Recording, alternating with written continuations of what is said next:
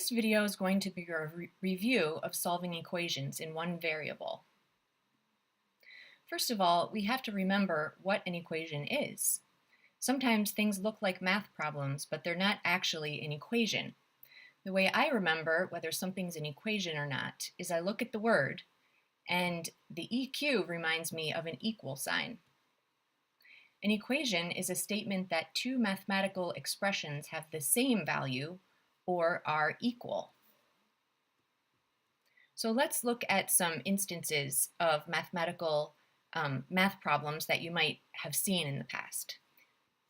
Let's say p plus 4p plus 2 equals 22.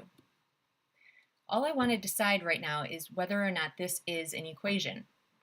I see here that it does have an equal sign. So that's all I have to do. I've identified that it has an equal sign. It must be, therefore, an equation. Let's look at another instance. How about 18x over 5? That looks like a math problem that you might want to call an equation, but I'm noticing here that there's no equal sign anywhere on here. So this is actually a non-example of an equation. It's an expression, which people sometimes get confused with the word equation, but there's no equal sign here, so it's not an equation. How about this one? 5 minus q, the quantity squared. Again, this looks like a math problem, and it might have been a math problem in one of your books, but that doesn't make it an equation. So I'm going to move it over to this side because it has no equal sign in it. Let's take one last one. X equals y plus 1. Now I'm seeing two different variables here, so it looks like things are getting complicated. But all we have to know right now is this an equation? And I see the equal sign here, so I know this must be an equation. And I'm going to move it over to the example side. Now we need to remember what it means to solve something. Solving is finding the value of a variable by rearranging an equation.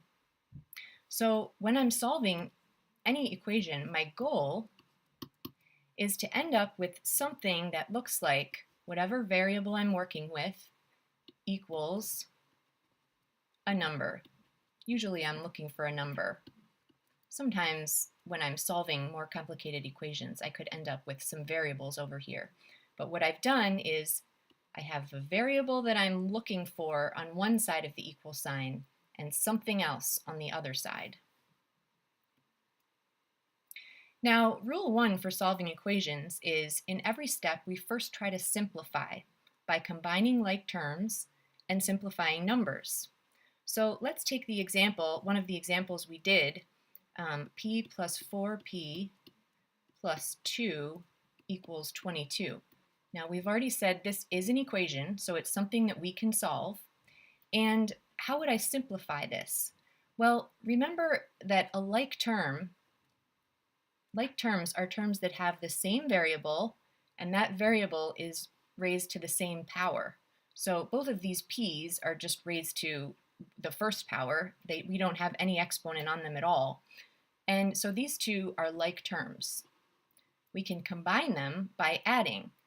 And when we see a plain p with nothing in front of it, we can always imagine that there's a 1 in front of it. 1p plus 4p gives us 5p. Now, can I combine them somehow with this 2? No, because there's no p over here in this term. So I just have to rewrite the plus 2 equals 22. And there's nothing else that I can simplify here before I move on to the next step. Okay, rule 2. We need to undo all of the operations that have been done on the variable from the outside in. What do I mean by the outside in? Remember, you might have learned the acronym PEMDAS to teach you the order of operations. P stood for parentheses, E stood for exponents, MD, those stood for multiplying and dividing, A and S stood for adding and subtracting.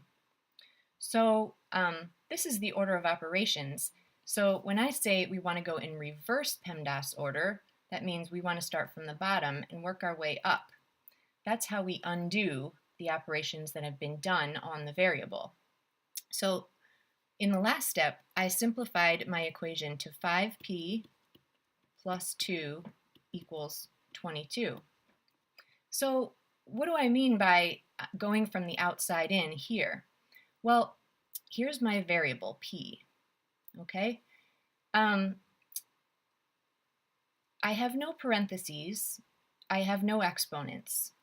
Multiplying and dividing would be the next thing down in this list. So, and since the 5 is being multiplied by p, that's sort of in the inner circle here with p. And then what's left on the outer circle is adding and subtracting. So that would be the last thing in PEMDAS, in this case, the first thing that we're going to try to undo. So we're going to start by trying to undo this 2, adding 2 to this expression. So how do I undo adding 2? Well, you might remember I subtract 2. Adding 2 and subtracting 2 are opposite operations. But Rule 3 says I always have to do the same thing to both sides of the equation. So what I like to do is imagine a dotted line, or even draw a dotted line, down through the equal sign and make sure that in every step I'm writing an equal sign. That equal sign does not go away through the entire process of solving this. But if I subtract 2 from this side, I also have to subtract 2 from this side of the equation. I'm just going to move this up a little bit so that in the next line I can write the plus 2 and the minus 2 add to 0. So all I have left here is 5p. 22 minus 2 is 20. So this line says 5p equals 20. Let me make that a little neater. Okay, I've undone the adding and subtracting part that was in the outer circle. Now I want to undo any multiplying and dividing that has been done to the p. It looks like the p has been multiplied by 5. Remember that 5p is the same as 5 times p. So to undo multiplying, we have to divide, because multiplying and dividing are inverse operations. So I'm going to divide by 5, but according to Rule 3, I have to remember to divide both sides by 5, not just one side. So because multiplying and dividing are inverse operations, those 5's cancel, and I'm left with just plain p. I have to make sure I keep writing my equal sign over again in every step. 20 divided by 5, that makes a nice number. That's just 4. And look what I have. I've ended up with an answer of the form that I was looking for. P equals something, and I have solved that equation. So here's a summary of the rules for solving an equation. Now you're going to try some problems on your own.